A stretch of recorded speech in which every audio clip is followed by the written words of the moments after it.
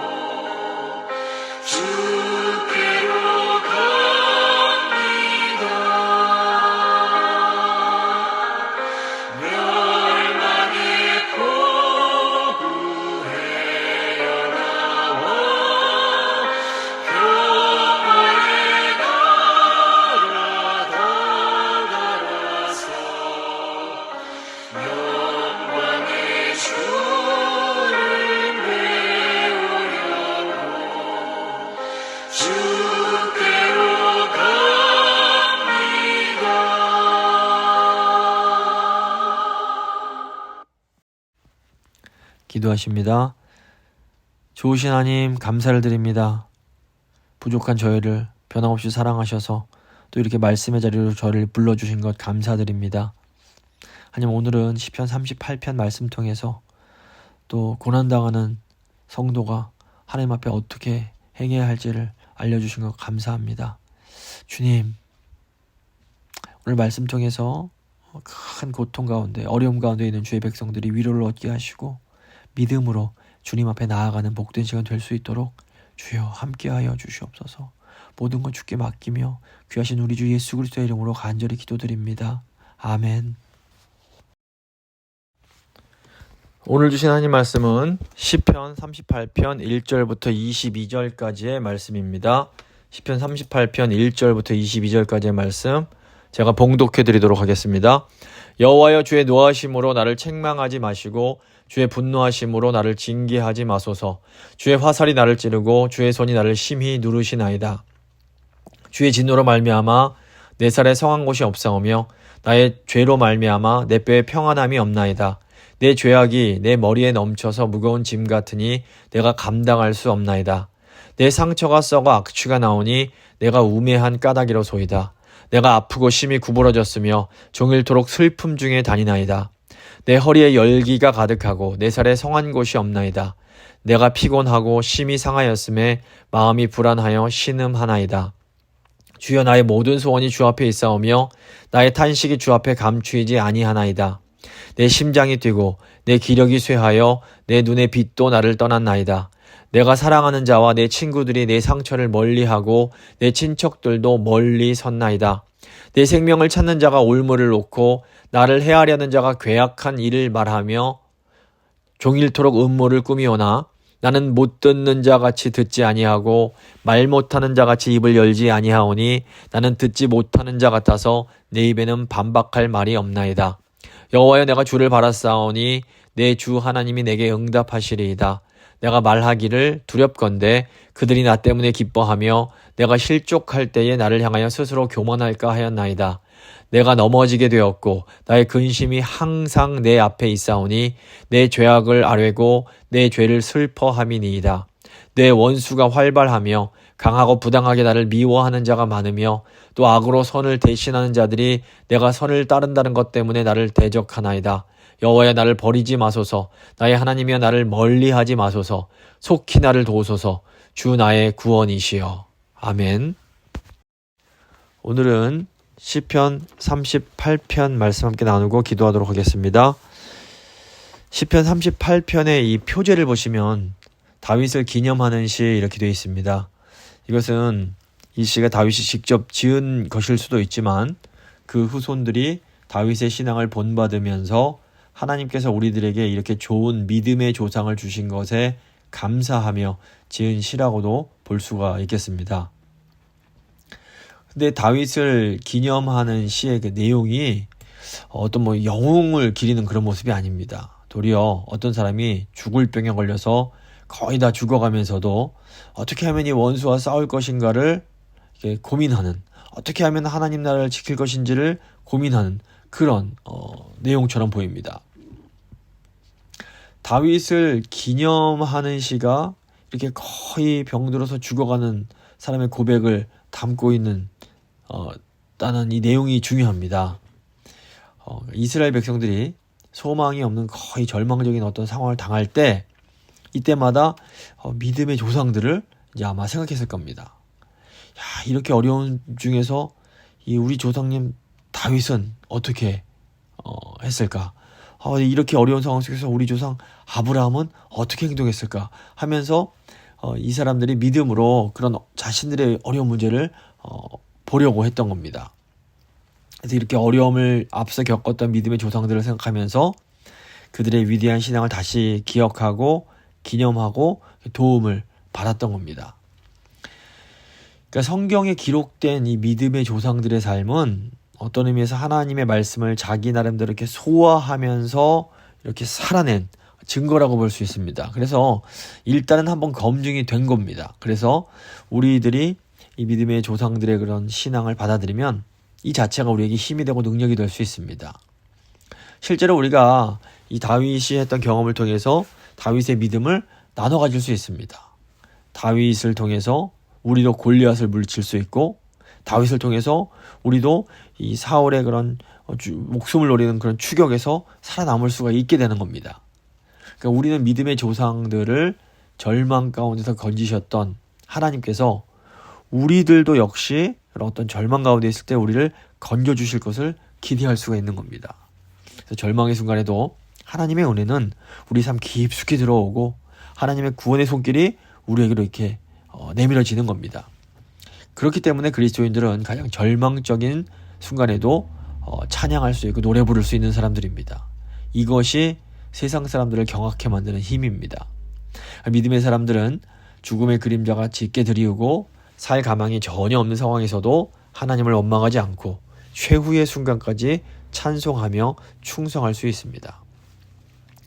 1절과 2절을 보시면 여호와여 주의 노하심으로 나를 책망하지 마시고 주의 분노하심으로 나를 징계하지 마소서. 주의 화살이 나를 찌르고 주의 손이 나를 심히 누르나이다.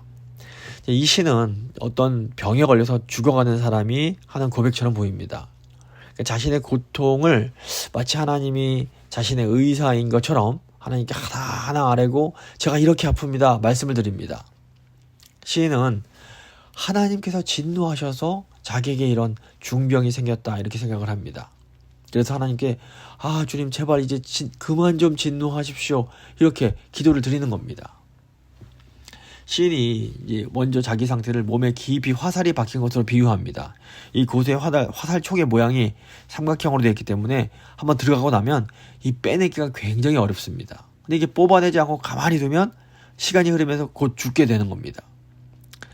또 시인이 주의 손이 나를 심히 누르고 있다 이렇게 고백합니다. 그러니까 사람이 목을 막 이렇게 조르거나 머리를 물속에 쿡 집어넣고 누르고 있으면 숨이 막혀서 죽어갑니다.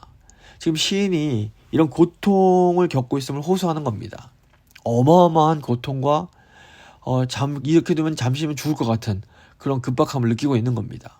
그런데 이런 고통과 위기 속에서 시인이 사람에게 부탁하거나 사정하지 않고 하나님께 부탁을 합니다. 하나님, 이제 그만 진노를 거둬주십시오. 제가 하나님의 마음을 아프게 했습니다. 제가 압니다. 그러니 이제 그만해 주십시오. 이렇게 기도하는 겁니다. 근데 이제 여기서 시인이 이 고통이 사람이 주는 것이 아니라 하나님께로부터 온 거라는 것을 지금 깨닫고 있다는 것이 중요합니다.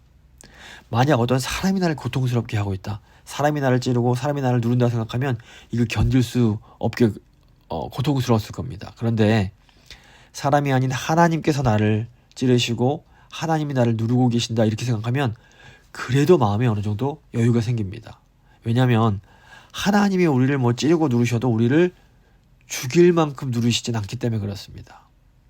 그러니까 형들에게 배신당해서 팔린 요셉이 애굽에서 그 고통스러운 노예 생활을 견딜 수 있었던 비밀이 바로 이겁니다. 그러니까 우리가 어떤 어려움의 원인이 사람이라고 생각하면 우리는 너무너무 절망하게 되고 견딜 수 없습니다. 그런데 그 어려움이 궁극적으로 저 높은 하나님의 계획 가운데 있고 하나님의 섭리란 것을 깨달으면 너무너무 고통스러울 때도 견딜 수 있는 힘을 얻게 됩니다. 사실 강도가 찌르는 칼이나 의사가 수술하려고 찌르는 칼이나 아픈 것은 매한가지입니다. 그래도 의사의 칼은 나를 죽이는 칼이 아니라 나를 살리기 위한 칼인 것을 저희가 알고 있는 겁니다. 처음에 어려움이 닥치면 우리가 정신이 없기 때문에 실망도 하고 절망도 합니다. 근데 이제 정신이 조금씩 들면서 이 어려움도 결국 하나님의 손에 있다라는 생각이 딱 들면 그때 이제 마음이 진정이 되고 하나님께 기도하고자 하는 마음이 생깁니다. 그리고 하나님 이제 제가 알아들었습니다. 제가 잘못했습니다. 이제 그만해 주십시오. 이렇게 부탁을 드릴 수가 있게 되는 겁니다. 그래서 위기의 상황에 이제 가장 중요한 건 뭐냐면 두려움과 절망의 감정에 사로잡히지 않는 겁니다. 예전 우리 속담에 호랑이에게 물려가도 정신만 차리면 산다 이런 속담이 있습니다. 마찬가지로 우리가 정말 어려움에 처할 때도 패닉에 빠지지 않고 어느 정도 침착함을 되찾는 것이 중요합니다. 그리고 더 중요한 것은 아직은 내가 살아있고 살아있으니까 아직은 하나님께 기도할 수 있다. 이걸 그리고 기도하면 하나님이 들어주신다. 이걸 믿는 겁니다. 그러니까 이 믿음이 있으면 위기를 맞아도 다시 살 수 있습니다. 이 믿음이 없으면 위기를 맞을 때 그냥 무너져 버리게 되는 겁니다. 그래서 가장 큰 고통과 절망의 순간, 역설적으로 우리는 하나님은 내가 아무리 고통스럽고 어려워도 여전히 영광 받으실 분이며 찬양 받으실 분이며 내가 감사드려야 할 분임을 기억해야 됩니다. 이게 굉장히 어렵지만 또 이게 신앙 있는 사람들은 이게 됩니다. 그래서 내가 어떤 상황 속에 있더라도 하나님은 찬양을 받기에 합당하신 분임을 인정해야 됩니다. 그러면 이상하게도 정말 죽을 것 같은 상황에서도 견딜 수 있는 힘이 생깁니다. 역설적으로 하나님 힘들어요, 어려워요 이럴 때 이제 우리가 힘이 생기는 것이 아니라 정말 죽을 것 같은 순간에 주님, 그래도 주님은 하나님이시고 찬양받기 합당하신 분이십니다. 이 고백하면 이게 힘이 생겨나는 겁니다. 그리고 이제 좀 우리 마음이 수습이 되면 집착하게 하나님께 계속해서 이제 구조신을 보내는 겁니다. 내가 처한 상황을 하나하나 하나님께 기도로 말씀을 드리는 겁니다. 그러면 하나님께서 정말 놀라운 방법으로, 기가 막힌 방법으로 우리를 구원해 주십니다. 3절부터 5절 보시면 주의 진노로 말미암아 내 살에 성한 곳이 없사오며 나의 죄로 말미암아 내 뼈에 평안함이 없나이다. 내 죄악이 내 머리에 넘쳐서 무거운 짐 같으니 내가 감당할 수 없나이다. 내 상처가 썩어 악취가 나오니 내가 우매한 까닭이로소이다. 지금 시인이 하나님, 제 몸에 성한 곳이 없습니다. 머리가 너무 무겁습니다. 살이 썩어서 악취가 납니다. 이런 말을 합니다. 이 사람의 증세만 보면 정말 회복이 힘들 정도로 병이 아주 깊어 보입니다. 근데 이 사람이 지금 자신의 병을 영적인 것과 연결을 시킵니다. 지금 시인이 주님의 진노 때문에 제 살이 성한 곳이 없다 이렇게 얘기합니다. 죄악이 넘쳐서 머리가 무겁고 자신이 너무 우매해서 상처가 썩어서 악취가 난다 이렇게 말하는 겁니다. 이건 뭐냐면 오랫동안 하나님 말씀에 순종하지 않고 미련하게 내 멋대로 내 방식대로 행해서 지금 이 지경까지 오게 됐다, 이걸 인정하는 겁니다. 그러니까 시인이 자기가 옳다고 주장하면서 걸어가던 길이 이렇게 잘못된 길이었다는 것을 깨닫고 인정하는 겁니다. 하나님이 그만해라, 이거 안 된다, 정지 신호를 계속해서 보내주셨는데 이걸 무시하고 그냥 미련스럽게 그 길을 계속 가다가 결국 만신창이가 되어버린 겁니다. 네, 분명한 것은 뭐냐면 이런 과정을 통해서 이 사람이 자기의 잘못을 알고 바른 신앙을 찾게 되었다라는 겁니다. 근데 이제 이 사람에게 어떤 미련이 좀 있습니다. 하나님께서 한 번만 살려주시면, 한 번만 기회를 주시면 이제 정말 멋지게 한번 신앙생활을 해보고 싶은 그런 마음이 있는 겁니다. 그래서 하나님께 한 번만 더 기회를 주시면 좋겠다, 이런 아쉬움이 그 마음속에 있는 겁니다. 6절과 7절 보시면 내가 아프고 심히 구부러졌으며 종일토록 슬픔 중에 다니나이다. 내 허리에 열기가 가득하고 내 살에 성한 곳이 없나이다. 너무 고통이 심해서 허리를 펼 수가 없고 살에도 성한 곳이 없을 정도로 피부가 완전히 상해 있습니다. 지금 허리에 열이 가득하다는 것은 허리에 정말 타는 듯한 고통이 있는 것을 말합니다. 근데 시인이 이렇게 고통스러운 가운데 하나님께 자기 증세를 하나하나씩 설명을 합니다. 근데 이 모습, 이 태도가 중요합니다. 어려운 문제가 있을 때 자기 혼자 속으로 생각하는 것과 그것을 이렇게 입으로 표현하는 것에는 어마어마한 차이가 있습니다.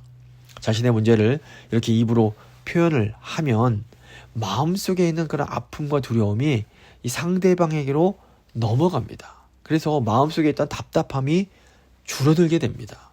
그래서 하나님께 기도를 드리면 기도하는 가운데 우리의 두려움이 하나하나 하나님께로 넘어갑니다.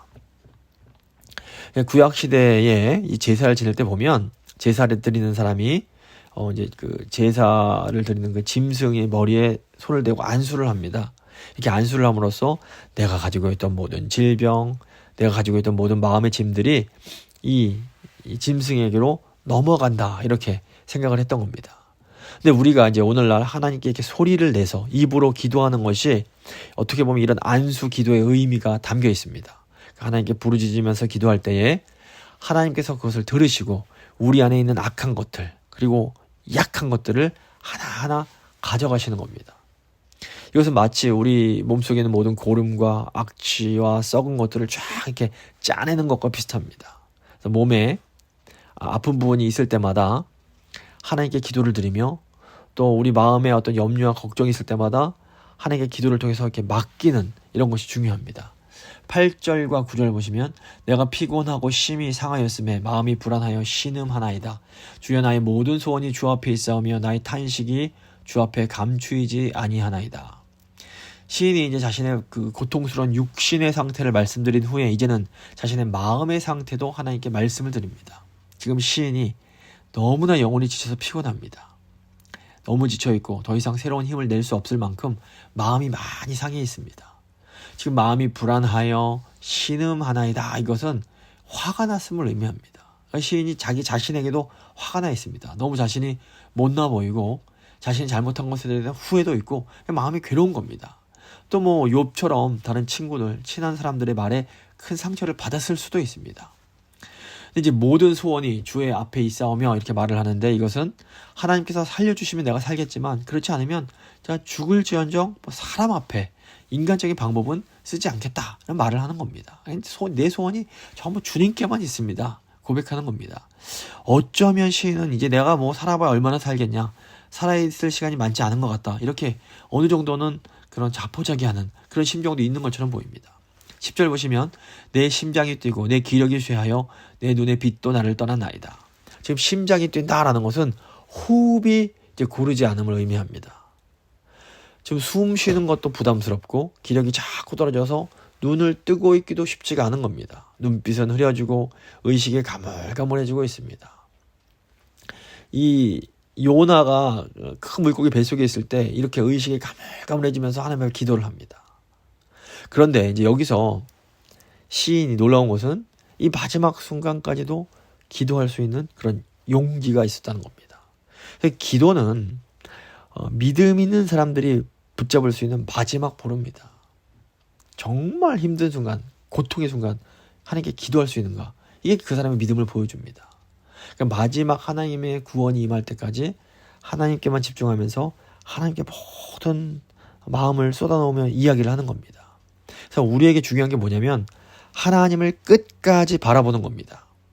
하나님 조금 의지하다가 금방 도움이 오지 않으면 그냥 실망해버리면 안 됩니다. 끝까지 낙심하지 말고 하나님만 의지해야 됩니다.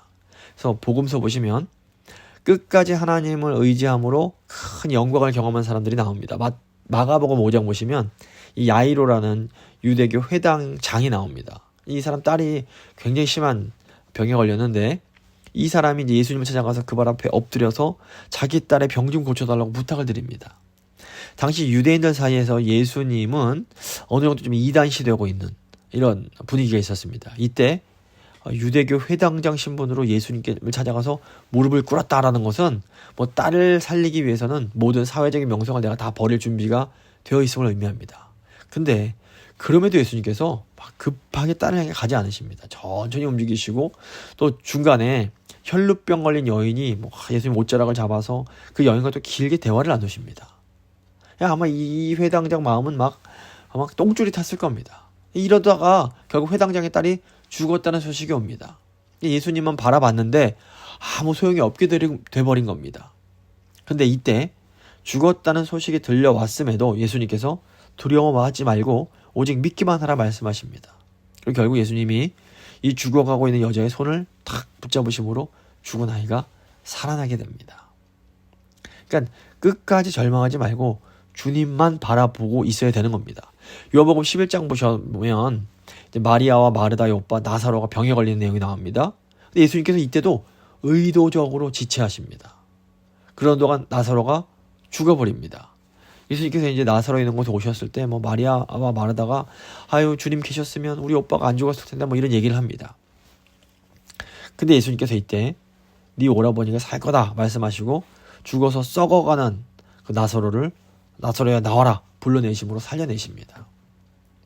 그러니까 우리가 인간적으로 볼 때는 죽은 것 같고 더 이상 불가능한 것 같은 그런 순간에도 끝까지 주님을 바라보는 것, 주님을 의지하는 것이 너무너무 중요합니다.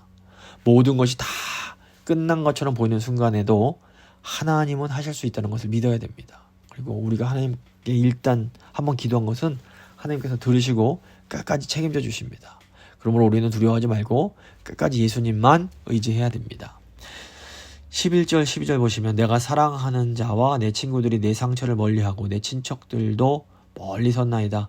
내 생명을 찾는 자가 올무를 놓고 나를 해하려는 자가 괴악한 일을 말하며 종일토록 음모를 꾸미오나. 그러니까 믿는 사람들의 어려움이 뭐냐면 이게 뭐 단순히 우리 육체적 질병, 우리 마음의 질병으로 끝나지 않는다라는 겁니다. 그러니까 성도는 한 사람 한 사람 다 하나님께서 맡기신 중요한 사명과 임무가 있습니다. 그래서 악한 세력들이 이 성도를 꺾으려고 온갖 노력을 다합니다. 어떤 의미에서 이게 더 큰 어려움일 수 있습니다. 그래서 성도가 어려움을 겪는 것이 그 성도 개인 한 사람만의 죄 때문만은 아닌 경우가 많습니다. 그러니까 성도가 나름대로 하나님을 하려고 열심을 내는데 아무도 도와주는 사람이 없습니다. 그러다 보니까 자기도 모르게 악한 죄의 괴계에 빠질 수가 있게 되는 겁니다. 사실 삼손의 경우에도 이런 경우에 해당합니다. 물론 삼손의 개인적인 연약함이 분명히 있었습니다. 하지만 삼손 시대에 이스라엘 백성들도 신앙적으로 다 침체돼서 명목상으로만 하나님을 믿는 거지 실제로 진짜 믿음이 없었습니다. 삼손을 보시면 주위에 영적인 동역자가 없습니다. 결국 삼손이 다른 사람 도움 없이 혼자 힘으로 이스라엘을 부흥시키기 위해서 블레셋 사람들과 전쟁을 벌입니다. 이때 이스라엘 백성들이 어떻게 합니까? 삼손을 도와주기는커녕 도리어 삼손을 붙잡아서 줄로 묶어서 블레셋 사람들에게 넘겨줍니다. 그러니까 삼손은 일종의 영적인 외톨이였던 겁니다. 그러다 보니까 결국 삼손이 이 들릴라라는 여자에게 걸려들게 됩니다. 삼손의 어떤 미련함과 이스라엘 백성의 무심함, 그런 어떻게 보면 영적 외로움이 다 복합적으로 연결이 되는 겁니다. 그래서 성도들이 혼자서 너무 이렇게 열심을 내려고 하면 안 됩니다. 성도는 항상 이 공동체, 영적인 공동체와 함께 일을 해야 됩니다. 공동체를 떠나서 혼자 지나치게 열심을 내면 사단의 올무에 걸리기가 쉽습니다. 오늘 이 말씀에 나오는 이 시인도 이미 올무에 걸려들었고 그 결과 아주 비참한 지경까지 이르게 됩니다. 그러니까 형제나 친구 중에서 도울 리가 없었던 겁니다. 그들도 다 시인처럼 침체되어 있었기 때문에 도와줄 생각조차 없는 겁니다. 이런 상황 속에서 이제 성도는 자기의 모습을 철저히 살피면서 한 번만 더 기회를 달라고 하나님께 강력히 이제 요청을 해야 되는 겁니다. 삼손도 보면 마지막 순간에 주님 한 번만 나에게 힘을 주사 이 원수를 갚게 해주십시오. 이런 기도를 드리는 걸 볼 수 있습니다. 13절 14절 보시면 나는 못 듣는 자같이 듣지 아니하고 말 못하는 자같이 입을 열지 아니하오니 나는 듣지 못하는 자 같아서 내 입에는 반박할 말이 없나이다. 이 시인도 다 자기 잘못 때문에 이런 엄청난 지경에 빠진 것을 알고 있습니다. 그러니까 자기가 입이 10개라도 할 말이 없는 상황입니다. 원수들이 자기를 조롱하고 욕해도 할 말이 없습니다. 하지만 이 성도는 이 악한 자들을 보면서 그래도 내 상대는 너희가 아니고 하나님이시다 이렇게 생각합니다. 그래서 내가 하나님 앞에서는 울면서 회개를 할 거지만 너희 악한 자들 너희에게는 내가 은혜를 구걸하지 않겠다 이렇게 말하는 겁니다. 다윗 역시 자신의 어떤 인간적인 실수로 절망적인 지경에 이르게 됩니다. 하지만 다윗은 결국 인간에게 자비를 구걸하지 않습니다. 하나님께 부르짖으며 기도하고 다시 일어나서 원수들과 싸웁니다. 그러니까 우리를 결국 마지막에 결산하실 분은 오직 하나님이시기 때문에 그렇습니다. 15절 16절 보시면 여호와여 내가 주를 바라싸우니 내 주 하나님이 내게 응답하시리이다. 내가 말하기를 두렵건대 그들이 나 때문에 기뻐하며 내가 실족할 때에 나를 향하여 스스로 교만할까 하였나이다. 그러니까 어려운 시기에 위험한 것은 자기 감정에 빠져서 스스로 무너져 버리는 겁니다. 그러니까 우리가 기억해야 될 건 뭐냐면 우리에게 너무 어려운 것 같아도 하나님께는 전혀 어렵지 않다라는 겁니다. 그래서 어려운 시기에 우리가 믿음으로 하나님을 설득하는 게 중요합니다. 그러면 우리의 어려움이 해결될 뿐 아니라 우리의 믿음도 놀랍게 성장을 하게 됩니다. 다윗이 보면 하나님께서 자신을 도와주셔야 하는 이유를 설명을 합니다. 우선 다윗이 하나님을 의지하는 사람이란 것을 다른 사람들이 다 알고 있다 이것을 말을 합니다. 그러니까 만약에 이 상태에서 다윗이 이렇게 비참하게 끝나버리면 하나님을 믿지 않는 자들이 더 기뻐하고 좋아하게 될 거라는 겁니다. 근데 이게 악한 자들이 자기를 더 높이고 교만해지게 되는 것이기 때문에 이것은 하나님의 영광을 가리게 되고 그래서 이것은 이루어지면 안 된다. 이런 논리로 지금 하나님을 설득하는 겁니다.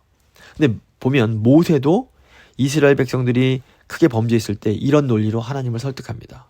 이스라엘이 하나님 백성인 걸 이 열방이 다 아는데 이대로 하나님께서 이스라엘을 멸망시켜 버리시면 하나님을 믿지 않는 자들이 하나님을 비웃게 될 거라고 하면서 하나님 그러시면 안 됩니다. 하나님을 설득하는 겁니다. 17절 보시면 내가 넘어지게 되었고 나의 근심이 항상 내 앞에 있사오니 내 죄악을 아뢰고 내 죄를 슬퍼함이니이다. 다윗은 회개하는 사람의 기도를 하나님이 반드시 들어주신다는 것을 믿었습니다. 하나님의 백성들은 자기가 잘못해서 징계받을 때 그것을 받아들입니다. 나아가 자기의 잘못 때문에 하나님의 이름이 회방받고 하나님의 명예가 더럽혀지는 것을 굉장히 괴로워합니다. 그래서 자기들의 죄를 자백하고 하나님 저 때문에 하나님의 이름이 더럽혀지는 게 이게 안 됩니다. 이러면서 하나님의 이름을 위해서 부르짖으면서 기도를 하게 되는 겁니다. 그런데 하나님께서 이 기도를 들어주십니다. 19절 20절 보시면 내 원수가 활발하며 강하고 부당하게 나를 미워하는 자가 많으며 또 악으로 선을 대신하는 자들이 내가 선을 따른다는 것 때문에 나를 대적하나이다. 그러니까 다윗이 만약에 이 순간에 악이 이기면 하나님 백성들이 다시는 일어서기 힘들다, 이걸 이제 하나님께 말씀을 드립니다. 지금 악이 정말 커져 있습니다. 악인이 도저히 눈뜨고 볼 수 없을 정도로 강해져 있고 자기 자신을 하나님처럼 높이고 있습니다. 이래서 그냥 두면 이거 너무너무 하나님 나라에 좋지 않다는 겁니다. 그래서 하나님께서 이 악을 심판하셔야 된다, 이렇게 주장을 하고 있는 겁니다. 21절 22절 보시면 여호와여 나를 버리지 마소서, 나의 하나님이여 나를 멀리하지 마소서, 속히 나를 도우소서, 주 나의 구원이시여. 시인은 하나님의 도우심을 간절히 구합니다. 정말 절박한 어려움 속에서 정말 하나님께 간절히 부르짖는 겁니다. 이 마치 하나님 앞에서 정말 잘못한 어린아이처럼 되는 겁니다. 하나님 제가 잘못했어요, 용서해 주세요. 하지만 이거 정말 악이 이기시게 하면 안 돼요, 이렇게 하나님의 도우심을 바라는 겁니다. 그러면 하나님께서 정말로 놀라운 방법으로 갑자기 나타나셔서 악한 세력을 넘어지게 하시고 성도들을 도와주시고 구원해 주십니다. 이제 하나님을 믿지 않는 사람들은 이 부분을 잘 이해하지 못합니다. 하나님을 믿는 사람들이 어떤 잘못을 저지르게 되면 이거 하나님 믿는다는 인간이 어떻게 그런 죄를 지을 수 있느냐고, 저거 하나님 믿는 거 가짜다, 위선자다, 이렇게 비난을 하는 경우가 많습니다. 물론 진짜 위선자가 있습니다. 교회 안에도 위선자가 분명히 존재합니다. 이런 자들은 하나님께서 종국에 분명히 심판하실 겁니다. 하지만 하나님을 정말로 사랑하는 사람들 중에서도 연약해서 넘어지는 경우가 분명히 있습니다. 이 사람들은 자기들이 연약해서 죄의 올무에 걸려 넘어졌을 때, 정말 실수해서 큰 죄를 지었을 때 자기 죄를 회개하면서 하나님의 이름과 영광이 훼손될 것을 굉장히 걱정을 합니다. 내 잘못 때문에 하나님의 그 거룩한 이름이 손상되는 것, 이게 너무나 죄책감되고 괴로운 겁니다. 이런 사람이 진심으로 회개하면서 기도하면 하나님께서 놀랍게 이들의 기도를 들어주십니다. 바로 이런 의미에서 기독교의 핵심은 율법이 아니라 관계입니다. 자,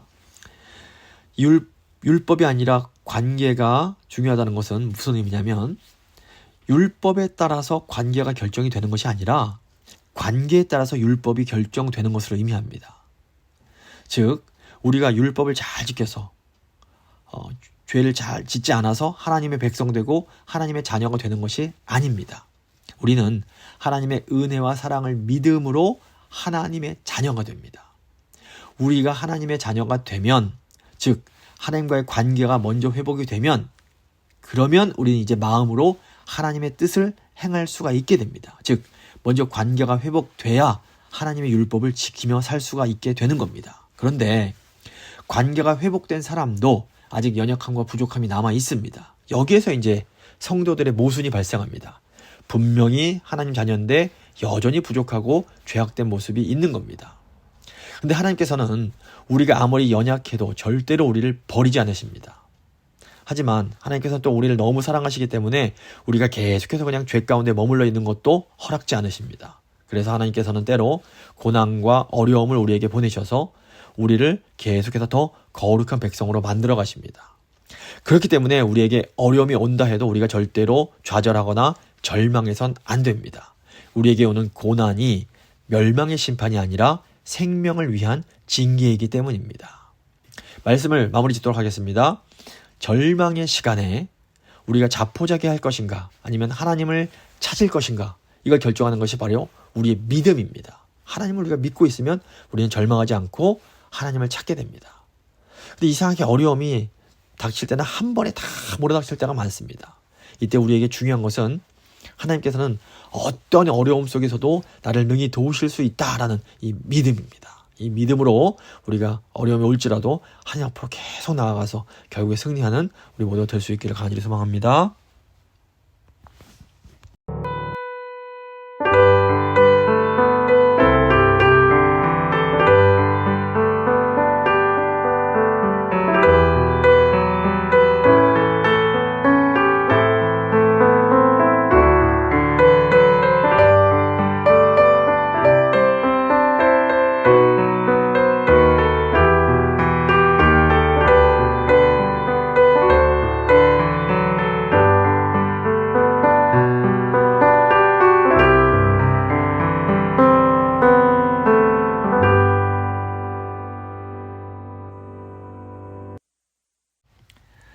살아계신 하나님께서 저희의 기도를 들으시고 저희의 신음에 응답하신다는 것 저희가 믿습니다. 주님, 저희가 너무 연약하여서 때로 무지하게 우매하게 저희 길을 고집할 때가 있음을 저희도 압니다.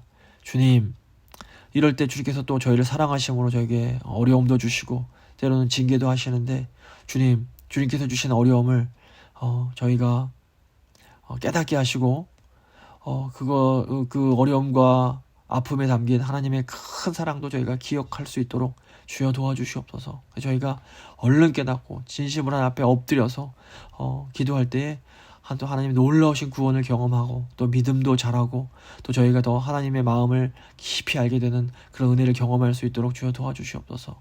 사랑하는 저희 성도님들 가운데 큰 어려움 가운데 있는 주의 백성들이 있습니다. 주여 긍휼히 여겨주시고 하나님의 큰 은혜 베푸셔서 속히 그 어려움에서 벗어날 수 있도록 주여 함께하여 주시옵소서. 주님 역사하여 주시옵소서.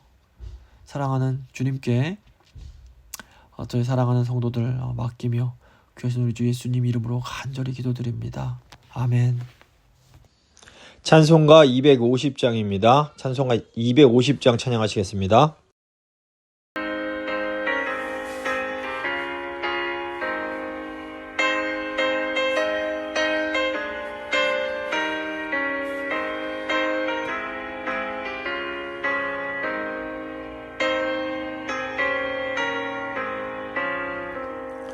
구주의 십자가 보혈로 죄 씻음 받기를 원하네. 내 죄를 씻으신 주 이름 찬송합시다. 찬송합시다. 찬송합시다. 내 죄를 씻으신 주 이름 찬송합시다. 죄악을 속하여 주신 주 내 속에 들어와 계시네. 십자가 앞에서 주 이름 찬송합시다. 찬송합시다. 찬송합시다. 내 죄를 씻으신 주 이름 찬송합시다. 주 앞에 흐르는 생명수 날 씻어 정하게 하시네. 내 기쁜 정성을 다하여 찬송합시다. 찬송합시다. 찬송합시다. 내 죄를 씻으신 주 이름 찬송합시다. 내 주께 회개한 생명은 생명수 가운데 젖었네. 흠없고 순전한 주 이름 찬송합시다. 찬송합시다. 찬송합시다. 내 죄를 씻으신 주 이름 찬송합시다.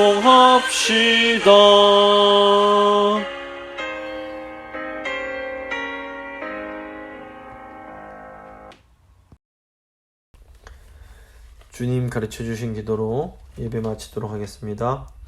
하늘에 계신 우리 아버지, 아버지의 이름을 거룩하게 하시며 아버지의 나라가 오게 하시며 아버지의 뜻이 하늘에서와 같이 땅에서도 이루어지게 하소서. 오늘 우리에게 일용할 양식을 주시고 우리가 우리에게 잘못한 사람을 용서해 준 것 같이 우리 죄를 용서해 주시고 우리를 시험에 빠지지 않게 하시고 악에서 구하소서. 나라와 권능과 영광이 영원히 아버지의 것입니다. 아멘.